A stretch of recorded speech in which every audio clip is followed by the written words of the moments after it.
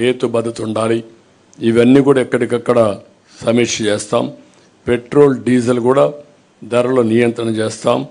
మద్యం ధరల్ని నియంత్రణ చేయడమే కాకుండా విషపూరిత బ్రాండ్లు ఏవైతే ఉన్నాయో అవన్నీ రద్దు చేసి సమగ్రమైన ఎంక్వైరీ చేసి తద్వారా వీళ్ళు చేసిన తప్పుడు పనులను ఎస్టాబ్లిష్ చేసి ఎవరైతే కల్పరేట్స్ ఉన్నారో వాళ్ళని పనిష్ చేసి మళ్ళీ ఈ రాష్ట్రంలో ఇలాంటి స్పూరియస్ లిక్కర్ లేకుండా చేసే బాధ్యత తీసుకుంటాం.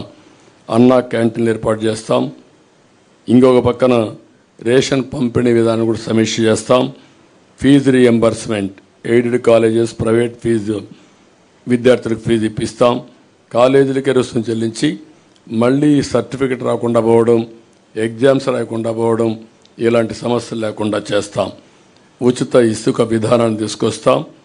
దానికి సమగ్ర పాలసీ తీసుకొస్తాం. పగడ్బందీగా కన్స్ట్రక్షన్ యాక్టివిటీ జరిగే విధంగా కార్యక్రమం తీసుకొస్తాం. విద్య కేజీ టు పీజీ సిలబస్ అంతా కూడా రివ్యూ చేస్తాం.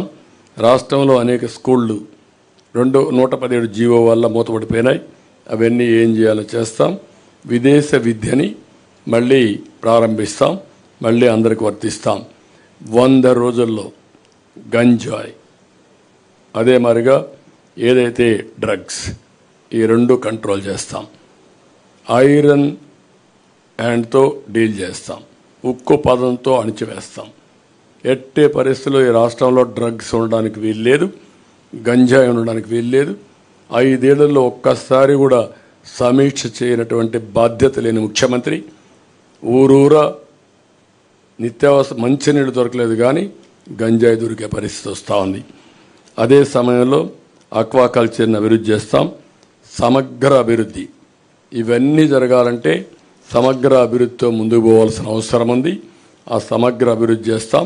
మౌలిక సదుపాయాలను కూడా పూర్తిగా డెవలప్ చేస్తాం.